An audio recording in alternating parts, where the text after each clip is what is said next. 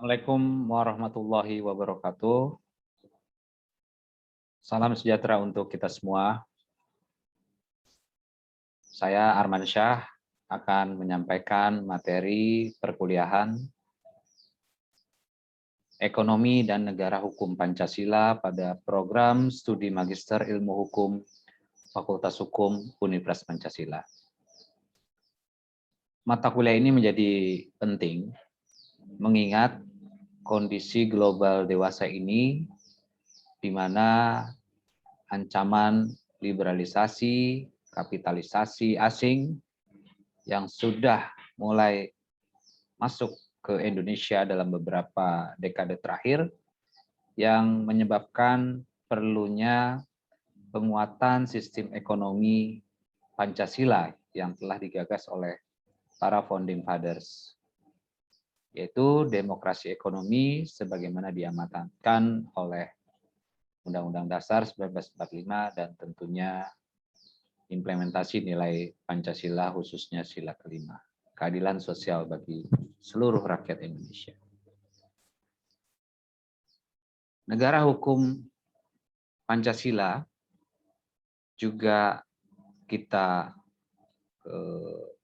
turunkan dalam perspektif ekonomi, ya. Jadi kalau kita elaborate ekonomi dan negara hukum Pancasila, saya share screen. Ya, kita awali dari gagasan negara hukum, dikembangkan, di-develop ya dengan suatu perangkat hukum sebagai sistem yang fungsional dan berkeadilan. Jadi perangkat hukum itu idealnya juga menjamin suatu kemanfaatan dari segi ekonomi.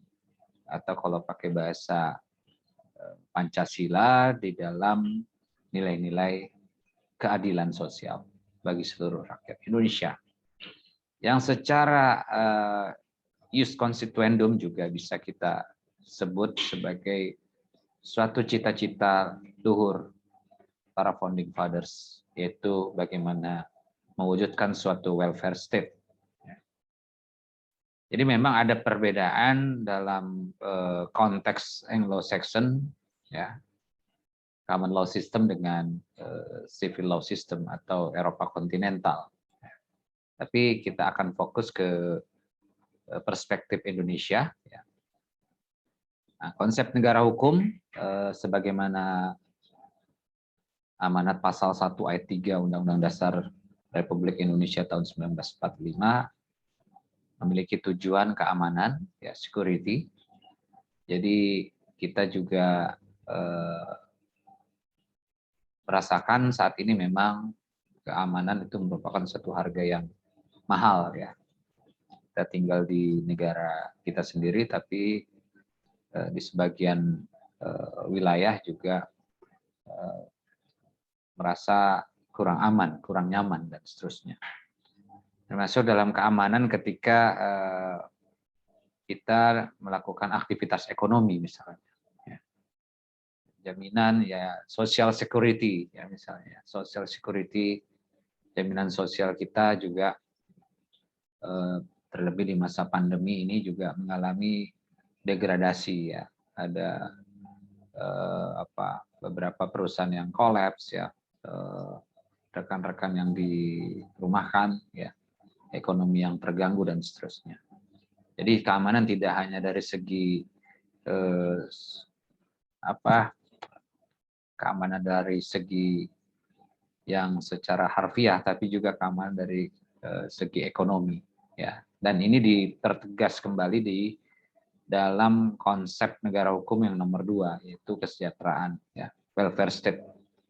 Kesejahteraan bagaimana pemenuhan ekonomi di suatu negara hukum, tentunya ini juga menjadi PR kita bersama bagaimana mewujudkan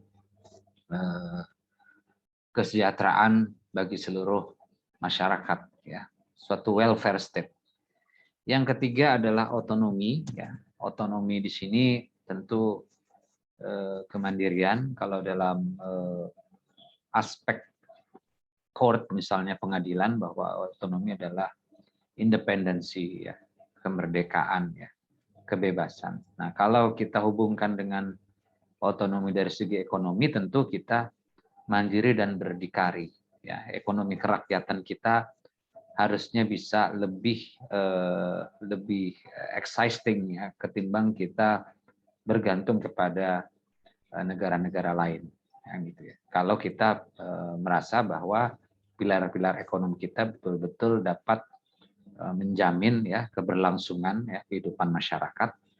Terlebih di masa pandemi Indonesia cukup eksis ya, tidak terlalu mengalami ya kegoncangan dari segi ekonomi ya atau krisis, sehingga di tahun kedua masa pandemi ini untuk otonomi ekonomi kita bisa dikatakan masih cukup stabil.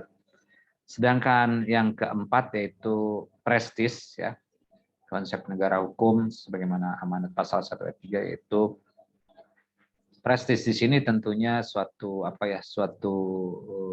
kedaulatan, kewibawaan, suatu kehormatan, suatu keluhuran ya. Jadi kalau kita tarik dari segi ekonomi tentunya kita merasa sebagai bangsa, sebagai nation ya, kalau dari segi ekonomi kita masih cukup masih cukup bisa ya percaya diri lah ya. Kita bisa menyelesaikan persoalan pandemi di dalam negeri ya, kemudian kita juga bisa mengatasi persoalan-persoalan hukum dan ekonomi di negara kita sendiri yang memang ya, stabilisasi ini menjadi penting sehingga suatu negara itu akan dihormati oleh negara lain. Jadi tidak mudah berutang misalnya, tapi juga kita memiliki komitmen kepada masyarakat bahwa pembangunan yang berkelanjutan juga untuk kepentingan kita bersama, bukan untuk sesaat di suatu masa kepemimpinan nasional yang nanti tentunya hal yang baik tentu akan menjadi legacy juga kepada generasi penerus. Oke, lanjut. Nah, ini komparasi dari rule of law dan Restat ya. Mungkin rekan-rekan sudah pernah mendapatkan ini mata kuliah teori hukum misalnya. Jadi dari Friedman ini rule of law, supremasi aturan hukum ya. Tadi yang prestis ya, termasuk itu prestis itu supreme ya, hukum di atas segalanya sebagai panglima. Kemudian tidak ada kekuasaan yang sewenang-wenang dan equal treatment, equality before the law. Sedangkan versi Indonesia yang mengadop kita pernah dijajah oleh Belanda ya, sehingga tentu kita walaupun sekarang tidak murni menganut Restat, tapi kita perlu juga tegaskan bahwa Indonesia adalah negara hukum yang demokratis. Yang tadi slide sebelumnya pasal 1 ayat 3 Undang-Undang Dasar, karakteristiknya adalah perlindungan HAM. Kemudian yang kedua pemisahan dan pembagian kekuasaan, tidak pure dari res politica ya, Montesquieu. Yang ketiga government by the rule ya, pemerintah berdasar aturan, dan yang keempat adalah peradilan administrasi ya, yaitu pengadilan tata usaha negara yang kita baru memiliki undang-undang tahun 1986 ya, undang-undang PT-UN. Nah, kita masuk ke substansi yang juga sangat penting. Tadi kita bicara negara hukum, sekarang kita masuk ke sistem perekonomian Pancasilanya, yaitu tentu kita secara historis para founding father telah memformulasikan sistem ekonomi Pancasila sesuai dengan jiwa bangsa Indonesia ya, Volksgeist, suatu kesadaran, suatu values yang berakar dari akar rumput ya, bahwa sistem ekonomi Pancasila dinilai khas ya, selain musyawarah mufakat, prinsip-prinsipnya gotong royongan, kemudian soko guru ekonominya koperasi, pasal 33 juga di dalam pasal 33 ayat 3 juga bumi, air, kekayaan alam yang terkandung di dalamnya dikuasai negara dan dimanfaatkan sebesar-besarnya untuk kemakmuran rakyat. Itu kan sebenarnya suatu cita ideal ya para founding fathers yang ketika itu memang sangat cocok, sangat relevan. Ya, tapi dalam perkembangannya sistem ekonomi Pancasila ya, dinilai telah bergeser, terutama setelah perubahan konstitusi amandemen 1 dan terakhir amandemen keempat yang telah mengarah kepada sistem ekonomi pasar. Tentunya perkembangan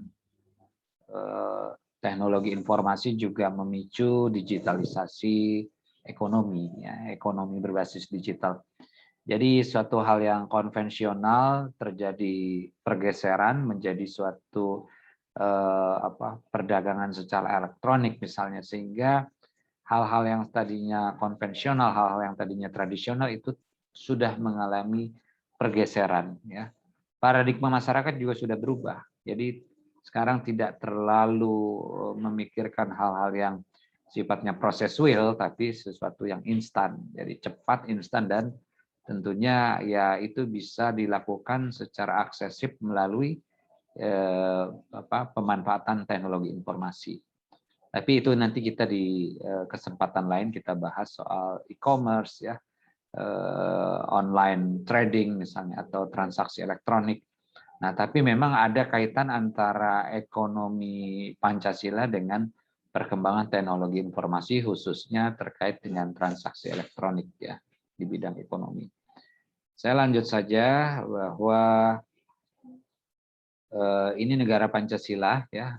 Jadi untuk mengingatkan kembali kepada seluruh mahasiswa bahwa ini adalah intisari atau apa ya disebut suatu bukan konklusi, tapi suatu butir-butir yang saya simplifikasi yang menjadi lebih mudah dipahami bahwa negara Pancasila memiliki karakteristik atau base values, yaitu satu, sifat sosialistis religius, ya, ini ketuhanan yang Maha Esa, ya, bahwa kita bukan negara beragama, tapi bukan negara agama, tapi kita semua masyarakatnya itu beragama sesuai agama yang resmi berlaku di Indonesia. Nah, tentu dengan cerminan dari sosialistis religius, maka idealnya ekonominya juga tidak boleh mengalami suatu gap, ya, ada suatu kesetaraan. Yang kedua, semangat kekeluargaan dan kebersamaan. Ini cerminan dari sila kedua, ya, kemanusiaan yang adil dan beradab. Yang ketiga, semangat persatuan, yaitu cermin dari sila ketiga, persatuan Indonesia. Yang keempat, musyawarah. Dan yang kelima, yang tadi berulang-ulang saya sampaikan, yaitu menghendaki keadilan sosial atau social justice.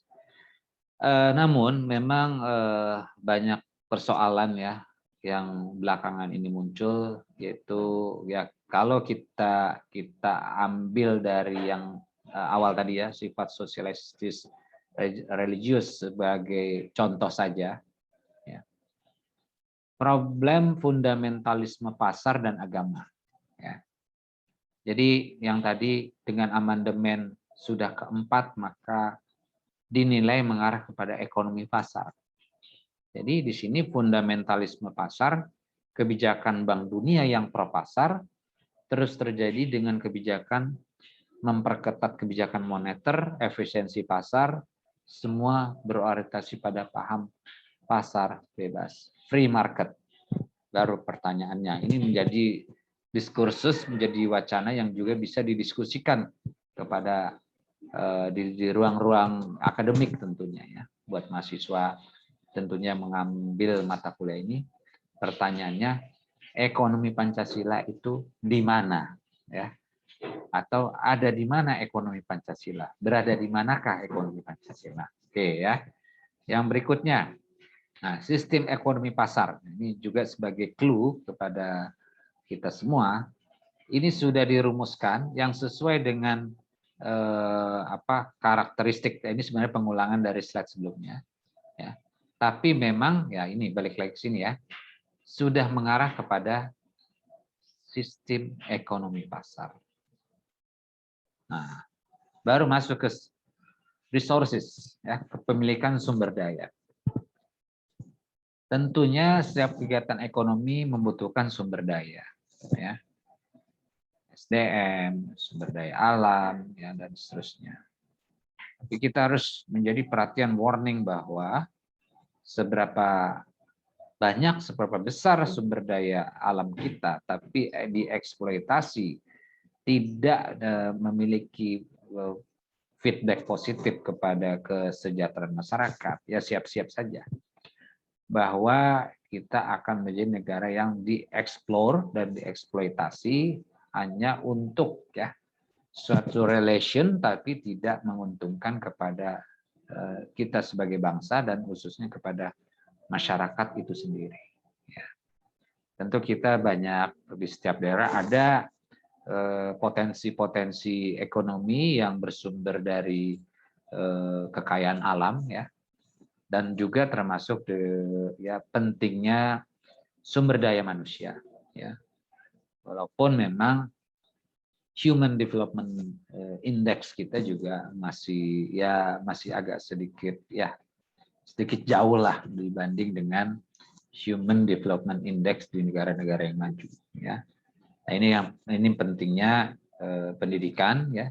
Digitalisasi pendidikan, ada digitalisasi ekonomi, ada digitalisasi pendidikan yang mengarah kepada world view, ya, global perspektif tentunya. Tentu memang butuh waktu dan juga butuh kapitalisasi untuk mengarah ke situ semua. Yang kedua, ya, produksi, konsumsi, pabrikasi, konsumen. Nah, tentu regulator ya sudah melahirkan bentuk-bentuk perlindungan, ya, penegakan hukum, misalnya ada Undang-Undang Nomor 8 Tahun 99 tentang perlindungan konsumen, ya. Tapi kita nggak akan dalam di kajian ini. Yang ketiga, kepemilikan private, kepemilikan bersama, kepemilikan negara, akses terbuka. Nah, ini juga harus ada pembatasan-pembatasan supaya tidak boleh kepemilikan private itu justru melanggar hukum, ya. Apalagi kepemilikan private itu ada unsur asingnya di situ. Ya. Jadi negara ini sebagai regulator tentunya harus memberikan perlindungan kepada seluruh masyarakat agar masyarakat, ya, yang secara ekonomi ini lebih banyak kepada user atau konsumen, ya, itu mendapatkan juga perlindungan supaya tidak asing itu terlalu mendominasi dari konteks ownership atau properti. Ya. Ini berhubungan dengan pelaku ekonomi. Dan yang kelima, bagaimana mekanisme penyelenggaraan kegiatan ekonomi. Ya, tentu harus ada pengaturan pasar, bagaimana supermarket, ya, bagaimana juga yang paling puncak itu B2B atau antara negara dan dengan negara, ya, melakukan suatu perjanjian, ya, ekspor impor, ya, transaksi bisnis atau joint venture misalnya. Ini tentu harus ada pengaturan yang semuanya itu harus bersendikan nilai-nilai Pancasila, ya. Ya kan judul mata kuliahnya ekonomi dan negara hukum Pancasila. Jadi bersendikan ekonomi Pancasila, ya, mulai dari sila pertama sampai sila kelima, dan tentunya berbasis hukum, ya, on based regulation. Lanjut. Nah, ini social justice, ya. Ada dua turunan di sini, yaitu kesenjangan sosial, ya. Terjadi kompetisi ekonomi diletakkan dalam kompetisi yang kooperatif berdasarkan azas-azas kekeluargaan, ya, pasal 33 tadi, ya, cabang produksi yang penting bagi negara dan menguasai hajat hidup orang banyak dikuasai oleh negara dan dipergunakan untuk sebesar-besarnya kemakmuran rakyat. Ini juga menjadi suatu big question. Nah, ini sekarang bagaimana posisinya, ya kan? Sedangkan keadilan sosial peran individu, pasar diberdayakan dengan tetap menempatkan negara dalam posisi yang penting. Ya, tadi saya berulang kali intensi saya bahwa negara itu sebagai regulator, ya, sebagai regulator. Jadi harus ya, karena memiliki kewenangan, negara harus mengatur, membatasi, melindungi, ya kan? Ya, jadi ya tentunya sebagai regulator dia memfasilitasi suatu instrumen hukum, ya, menyediakan, melakukan social engineering, dan tadi juga di awal social security, ya, penyediaan jaminan sosial. Nah, ini slide terakhir, tentu sebagai pemantik ada beberapa pertanyaan tadi. Sistem ekonomi Pancasila berprinsip pada demokrasi ekonomi dari, oleh, untuk rakyat, ya, ekonomi Pancasila. Ya, ciri pokoknya MPR sebagai penjelmaan kedaulatan rakyat, ya, pemegang, walaupun memang sudah terjadi, tidak ada lagi kekuasaan tertinggi, ya kan, jadi antara lembaga negara itu memiliki kesetaraan di sini, tapi memang atensinya haruslah ya dari legislatif, ya, eksekutif, ya, terkait dengan bagaimana pemenuhan hak-hak ekonomi kepada masyarakat, ya, kedaulatan ekonomi masyarakat di era di mana negara sudah antar negara sudah menjadi borderless, ya, masyarakat dunia, bagaimana juga MPR, DPR, ya, kekuatan-kekuatan civil society juga berada, ya, dalam menjamin bahwa kedepannya Indonesia akan tetap existing. Waktu zaman Pak Harto itu ada trilogi pembangunan dan cukup sukses, ya, ada program pembangunan 5 tahun, rencana pembangunan 5 tahun, dan sekarang ini pemerintah juga menggerakkan pembangunan-pembangunan, ya, infrastruktur, tapi yang juga tidak kalah pentingnya bagaimana menguatkan sistem ekonomi Pancasila yang berprinsip pada demokrasi ekonomi. Oleh karena itu, ya, ciri keduanya, pasar berkeadilan sebagai lembaga usaha bersama secara terpadu yang bercirikan mekanisme kemitraan usaha yang selaras antar pelaku ekonomi, koperasi, UMKM, ya kan, home industry, ya, industri kreatif, ya, yang tentunya di era digitalisasi ini juga harus dikembangkan. Tapi ya ada tapinya ini, ya. Khusus yang nomor 2 ini, ya, pertanyaan besarnya, big questionnya adalah masih relevankah dengan kondisi kekinian? Ya. Berikutnya, peran koperasi sebagai pilar utama dalam role model, ya, atau model pasar berkeadilan. Bagaimana deskripsinya, narasinya bagaimana? Dan yang ketiga adalah BUMN, Badan Usaha Milik Negara, sebagai proyeksi kesejahteraan sosial masyarakat. Nah, ya, jadi udah ada 5 pertanyaan besar, dan ini pertanyaan yang paling, ya, bisa menjawab persoalan ini. Apakah masih berkesesuaian sistem ekonomi Pancasila dewasa ini, ya, implementasinya. Dari uraian saya tadi, kesimpulannya adalah bahwa antara ekonomi dan hukum itu memang berkelindan, ya, ada relevansinya. Apalagi ekonomi Pancasila, ya, suatu hal yang sangat profan, sangat luhur, ya. Nilai-nilai Pancasila itu bukan suatu hal yang diperdebatkan, ya. Semuanya baik, semuanya positif.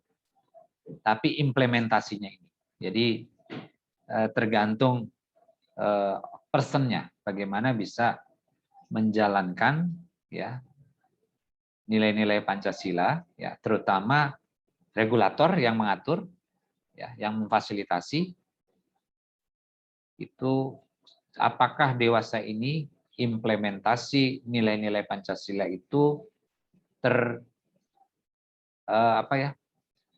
adaptif dan responsif terhadap pemenuhan kebutuhan masyarakat, ya. Apakah aktivitas ekonomi kita ini masih masih bersendikan demokrasi ekonomi atau sudah mengalami suatu modifikasi ya sebagai kecenderungan global dewasa ini ya. Dan tentunya ekonomi Pancasila, negara hukum Pancasila ya.